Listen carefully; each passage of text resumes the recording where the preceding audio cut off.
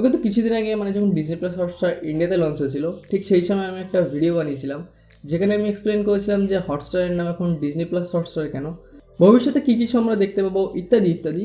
তো বেসিক্যালি ওই ভিডিওটির আগে আমি জানতাম না যে বাংলাদেশে হটস্টার চলে না, কিন্তু ওই ভিডিওটিতে প্রচুর কমেন্ট আসে যে বাংলাদেশে হটস্টার কীভাবে দেখবো, কীভাবে এটিকে বাইপাস করা যেতে পারে, কবে এটি লঞ্চ হতে পারে ইত্যাদি ইত্যাদি সমস্ত প্রশ্নের উত্তর দেবো এই ভিডিওটিতে। তো বেসিক্যালি ভিডিও 3টি পার্টে ডিভাইডেড থাকবে। ফার্স্ট পার্টে আমরা কথা বলবো কেন বাংলাদেশে হটস্টার চলে না, সেকেন্ড পার্টে আমরা কথা বলবো কবে এটি বাংলাদেশে লঞ্চ হতে পারে, এবং থার্ড পার্টে কথা বলবো কীভাবে এটিকে বাইপাস করা যেতে পারে। তো চলো ভিডিও শুরু করা যাক। তো দেখো, পুরো ইন্টারনেটে বাংলাদেশ হটস্টার না চলার যে কারণগুলি আমি পেয়েছি সেগুলি হলো, প্রথমত বাংলাদেশ হটস্টারের ডিজিটাল রাইটস নেই। তো বাংলাদেশে যদি হটস্টার লঞ্চ করতে হয় তাহলে তাদের ব্রডকাস্টিং লাইসেন্স কিনতে হবে সরকারের কাছ থেকে, মানে একদিক থেকে বলতে পারো সরকারের সাথে চুক্তি করতে হবে। আর ইন্ডিয়ান মুভি বা টিভি সিরিজ যেগুলি ইন্ডিয়াতে অ্যাভেলেবেল আছে সেগুলি যদি ইন্ডিয়ার বাইরেও অ্যাভেলেবেল করতে হয় তাহলে সেই মুভির প্রডিউসারের সাথে আলাদাভাবে চুক্তি করতে হবে, মানে আলটিমেট খরচা বেড়ে যাবে। তো এর সাথে রিলেটেড সেকেন্ড পয়েন্ট, যেটিতে প্লিজ কেউ অফেন্ড হবে না, আগে ঠিকভাবে বুঝে নিও তারপর গালাগালি দিও, তাতে অসুবিধা নেই। তো অ্যাকর্ডিং টু উইকিপিডিয়া 2019 সালে বাংলাদেশের টোটাল 41টা মুভি রিলিজ হয়, যার ভিতরে 3টি ছিল জয়েন্ট ভেঞ্চার মুভি, মানে যেগুলি বাংলাদেশ এবং ইন্ডিয়া জয়েন্ট ভেঞ্চারে প্রডিউস হয়েছিল। এরকম একটি মুভির উদাহরণ বস 2। ইন্ডিয়াতে এই মুভিটিকে প্রডিউস করেছিল গ্রাসরুট এন্টারটেনমেন্ট, আর বাংলাদেশে এই মুভিটিকে প্রডিউস করেছিল জাজ মাল্টিমিডিয়া। মানে ইন্ডিয়া থেকে যে প্রফিট হচ্ছে সেটি পেয়েছে গ্রাসরুট এন্টারটেনমেন্ট, আর বাংলাদেশ থেকে যে প্রফিট হচ্ছে সেটা পেয়েছে জাজ মাল্টিমিডিয়া। মানে ইন্ডিয়ার কোনো ওটিটি প্ল্যাটফর্ম যদি এই মুভিটিকে তাদের প্ল্যাটফর্মে আনতে চায় তাহলে সেখানে তাদের গ্রাসরুট এন্টারটেনমেন্টের কাছ থেকে রাইটস কিনতে হবে, এবং এটি শুধুমাত্র ইন্ডিয়ার জন্য অ্যাভেলেবেল থাকবে।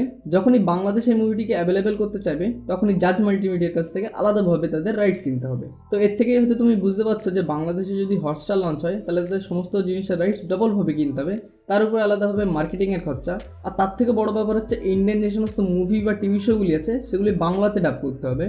তো আরেকটা পয়েন্ট হলো কন্টেন্টের অভাব। তো এখানে আমরা নেটফ্লিক্স নিয়ে একটা উদাহরণ দেখব। যখন নেটফ্লিক্স ইন্ডিয়াতে লঞ্চ হয় তখন তার কাছে কোনো ইন্ডিয়ান মুভি বা টিভি শো রাইটস ছিল না, এবং তারা তখন নেটফ্লিক্স অরিজিনাল মুভি এবং টিভি সিরিজ বার করে এবং ইন্ডিয়াতে প্রচুর টাকা ইনভেস্ট করে এই সমস্ত টিভি বা মুভি সিরিজের পিছনে। আর ঠিক এভাবেই বাংলাদেশে যদি হটস্টার লঞ্চ হয় তাহলে সেখানেও তাদের প্রচুর টাকা ইনভেস্ট করতে হবে, নিজেদের মুভি বা ওয়েব সিরিজ বানাতে হবে। আর সত্যি বলতে কি আমি এখানে কোনো প্রফিট দেখতে পাচ্ছি না, কারণ বাংলাতে এখন ওয়েব সিরিজের অতটা প্রচলন নেই। তো তুমি এখানে হইচইয়ের উদাহরণটা ধরতে পারো, তার সিরিজ তো বানাচ্ছে কিন্তু কেউ দেখছে না। তাছাড়া এখনও এপার বাংলা এবং ওপার বাংলার বাঙালিরা ওয়েব সিরিজের থেকে বেশি নাটক পছন্দ করে। তো ইউটিউবে যেখানে ফ্রিতে নাটক দেখতে পাওয়া যাচ্ছে সেখানে কেন 3 থেকে 4 হাজার টাকা খরচ করে ডিজনি প্লাস হটস্টারের সাবস্ক্রিপশন নেবে। তো এখানে আমি আরেকটা জিনিস জানতে পারলাম যে বাংলাদেশে নাকি হিন্দি মুভি রিলিজ হয় না, কিন্তু আমার যতটা মনে হচ্ছে ওখানে অ্যাভেঞ্জার্স এন্ড গেম রিলিজ হয়েছিল। তো যারা এই মুভিটা দেখতে গিয়েছিলে প্লিজ কমেন্ট সেকশনে জানাও ওটা কোন ভাষাতে ছিল, বাংলা, ইংলিশ নাকি অন্য কোনো ল্যাঙ্গুয়েজে। তো এবার কথা বলা যাক যেটি বাংলাদেশে কবে লঞ্চ হতে পারে।